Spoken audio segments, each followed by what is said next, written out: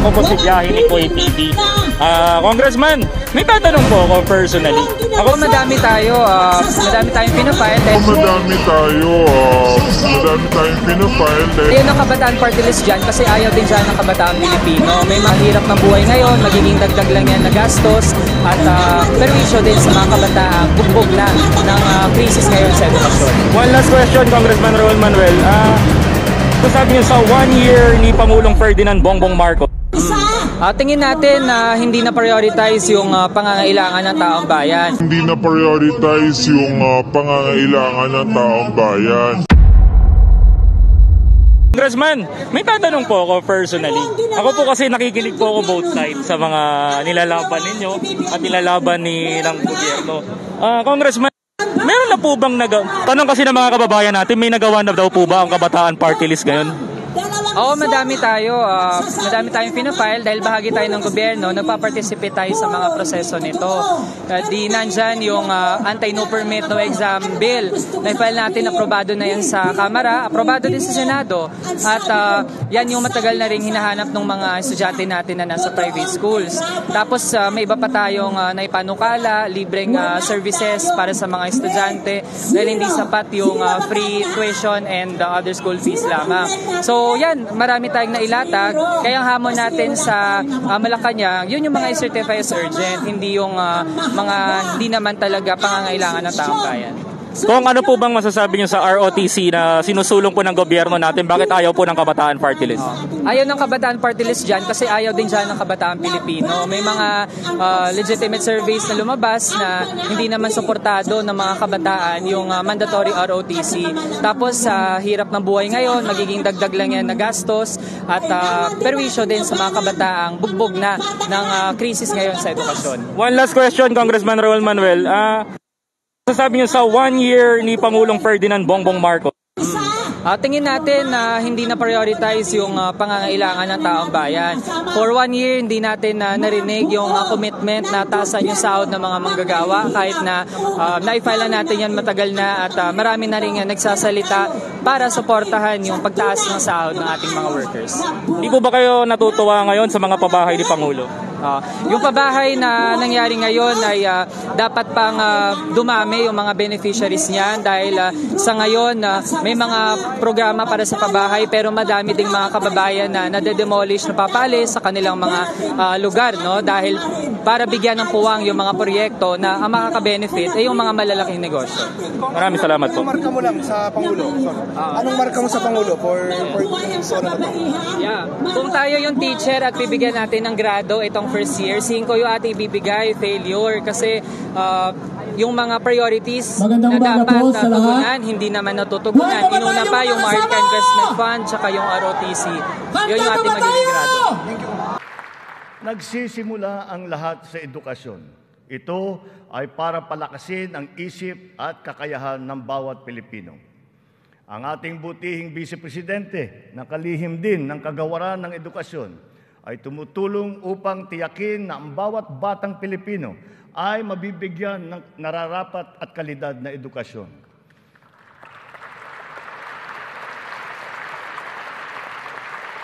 We have renewed hope in giving the best to our next batches of students, especially the 28.4 million learners who return to school this year.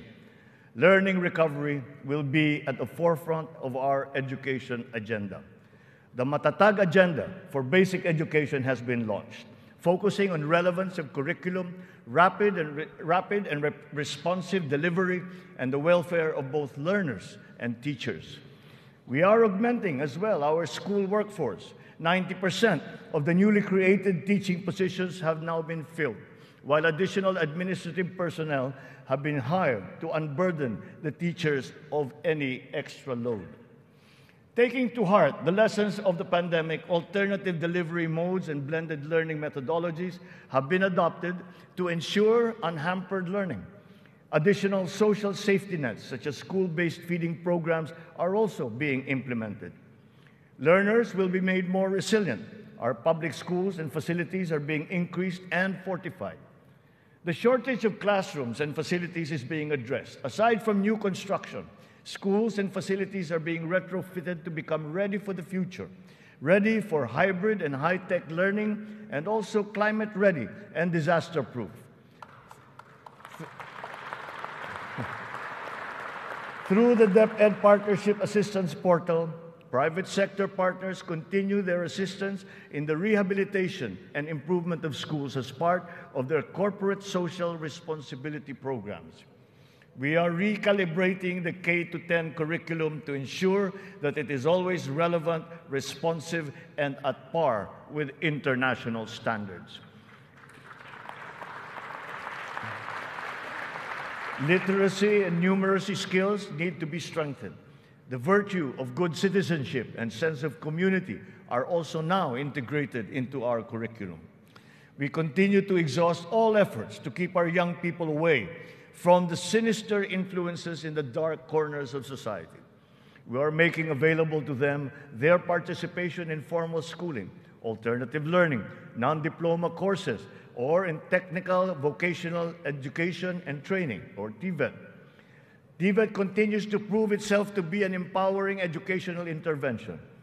There are many examples of how its graduates have gone on to secure competitive technical jobs.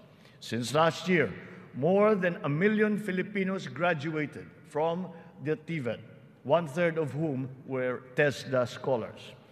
More and more of our higher education institutions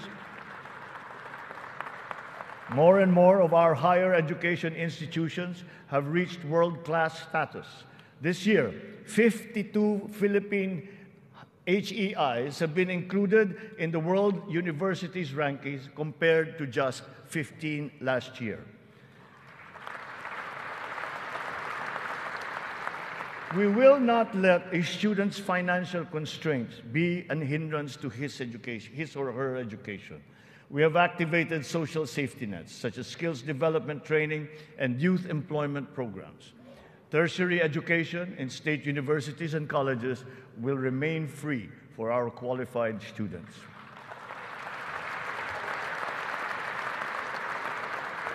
Last year, out of the 4.1 million enrolled college students, almost 50% were beneficiaries of the country's free higher education under the Universal Access to Quality Tertiary Education program.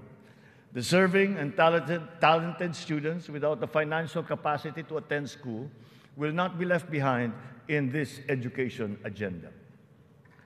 A culture of innovation, working hand in glove with a culture of entrepreneurship, must be fostered. This is Philippinovation. Science and technology, especially R&D, will be at its foundation. The DOST leads the development of our capabilities in science, technology, and innovation.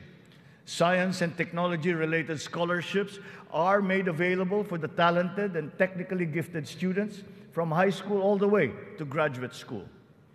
To address the challenge of staying at the cutting edge of technology, 44 renowned Filipino scientists in diverse areas of expertise have returned home under the Balik Scientist program. They will undertake research in various priority fields and will be supported by upgraded facilities and R&D funding.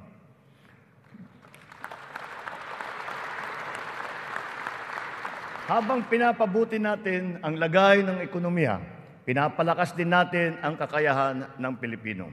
Ito ay sa pamamagitan ng mahalagang armas ng edukasyon, magandang kalusugan at trabaho.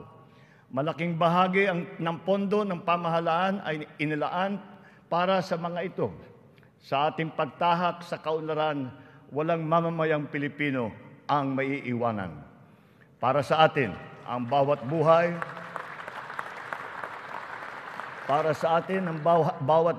ay mahalaga. Anuman ang edad, kasarian, pangkat, relihiyon o pisikal na kondisyon, sila ay kukupkupin at tutulungan. Naglalaan tayo ng sapat na pondo para sa mga paglingap ng mga lubos na nangangailangan. Layunin natin na sila ay makabangon, mabigyan ng sapat ng kakayahan at maging produktibo.